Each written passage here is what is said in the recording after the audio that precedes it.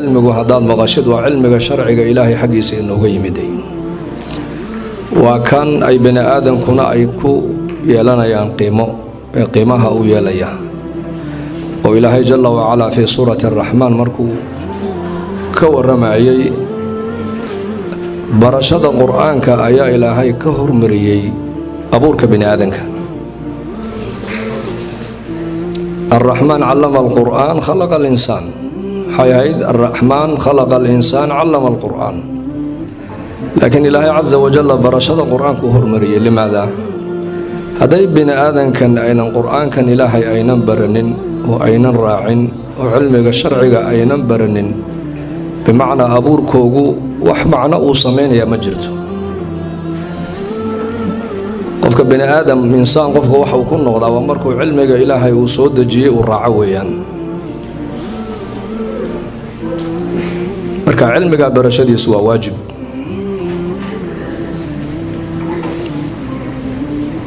ودرجات إلهي دادك علمك برنا ينا درجات كوغا دون كان آخر كربا إلهي أقاضا غايها علمنا وحويان وإلهي خشيديس إلهي إن لقى بقول لقى عبصده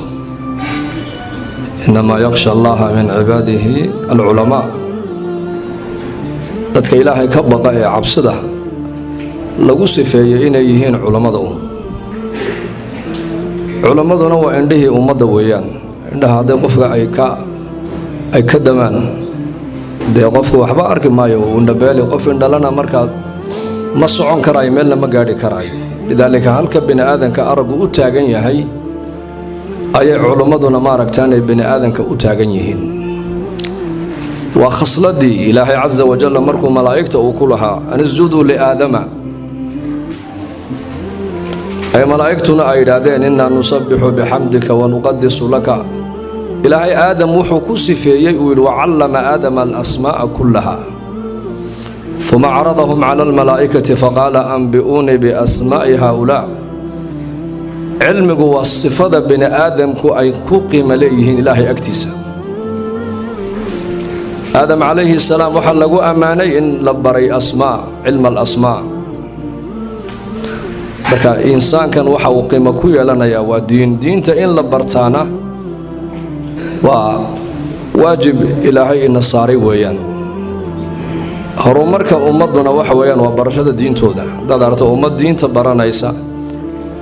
oo quraanka xifdinaysa oo cilmi xadiidka baranaysa oo fiqiga baranaysa oo diin baranaysa dad aragto ummadaasi hore u socotaa bay ka dhigantahay laakiin hadaad aragto ummad wax kala baranaysa da waxa kale bini aadan ka dhigmaayo in culimada ducaada islaamka kamida ayaa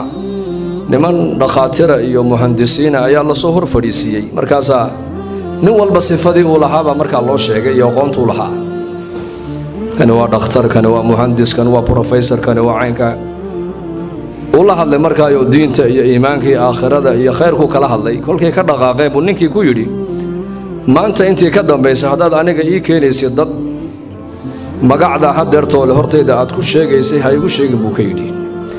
waayo ani waxay ila mid ahayd buu ku yidhi inaad leedahay unkani waa dameerkani waa aykan waa faraskani waa baqal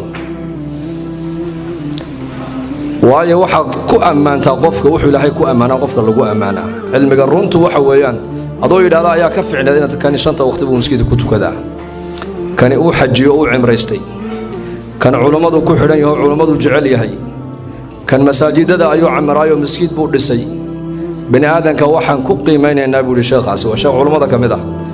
cilmiga sharciga ayaa qofka bini aadanka lagu qiimeynaya ilaahayna kaaba kugu qiimeynaa ugu marka talabada waxaan leeyahay insha Allah inkuna cilmigeena aad barateen amal fal u badila